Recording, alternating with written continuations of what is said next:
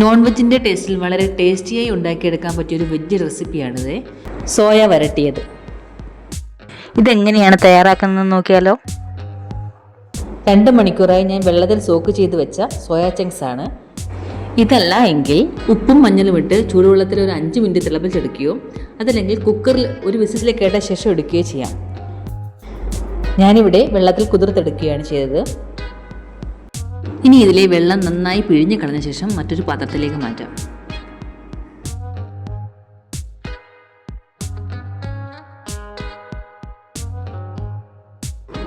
വെള്ളമെല്ലാം കളഞ്ഞെടുത്തിട്ടുണ്ട്. Soya chunks പല വലുപ്പത്തിൽ കിട്ടും. ഇത് ഒരു മീഡിയം സൈസിലെയാണ്. ഇത് നമുക്ക് 2ആയിട്ട് കട്ട് ചെയ്തെടുക്കാം.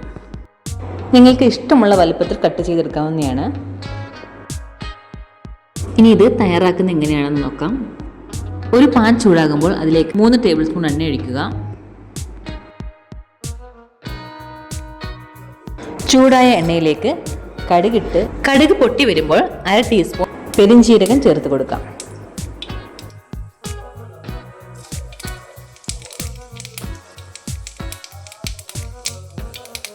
ഇതിലേക്ക് 2 സവാള ചെറുതായി അരിഞ്ഞത്.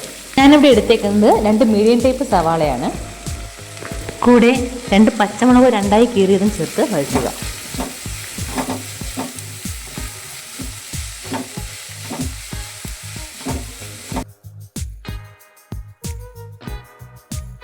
ഉള്ളി പെട്ടെന്ന് വഴണ്ട് വരാൻ വേണ്ടി മാത്രം 1/4 ടീസ്പൂൺ ഉപ്പ് ചേർത്ത് കൊടുക്കാം.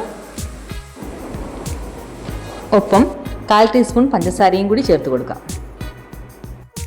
ഇനി മീഡിയം ഫ്ലെയിമിലിട്ട് നന്നായി വഴറ്റിയെടുക്കാം. സവാള പകുതി മൂത്ത് വരുമ്പോൾ തേങ്ങ ചെറുതായി അരിഞ്ഞതിട്ട് കൊടുക്കാം. ഈ തേങ്ങാക്കൊത്ത് എണ്ണയിൽ മൂപ്പിച്ച് ലാസ്റ്റ് ഇട്ട് കൊടുത്താലും മതിയാകും. ഇനി ഇതിലേക്ക് ഒരു ചെറിയ തക്കാളി അരിഞ്ഞതും 1/2 മുറി ക്യാപ്സിക്കവും കൂടി ചേർത്ത് കൊടുക്കാം. ഈ ക്യാപ്സിക്കം ഓപ്ഷനിലാണ്, കയ്യിലുണ്ടെങ്കിൽ മാത്രം ചേർത്താൽ മതി. കുട്ടികളുടെ വളർച്ചയ്ക്കൊക്കെ ഏറെ ഗുണം ചെയ്യുന്ന ഒന്നാണ് ഈ സോയാബീൻ.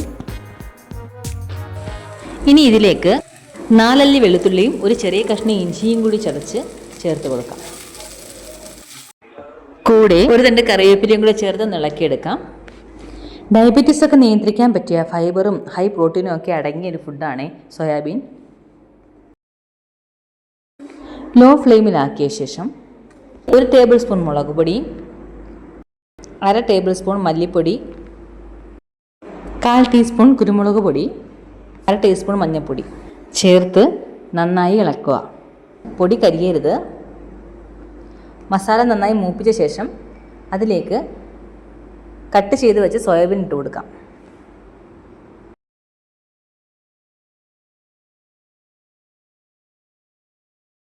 അരക്കപ്പ് വെള്ളവും ആവശ്യത്തിന് ഉപ്പും ചേർത്ത് ഇളക്കിയ ശേഷം ഒരു മൂടി വെച്ച് അടച്ച് 5 മിനിറ്റ് വേവിക്കണം.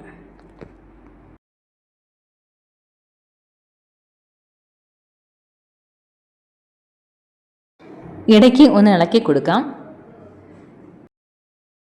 വെള്ളം മുഴുവനായി വറ്റുന്നത് വരെ ലോ ഫ്ലെയിമിൽ ഇട്ടുകൊണ്ട് ഇളക്കിയെടുക്കണം.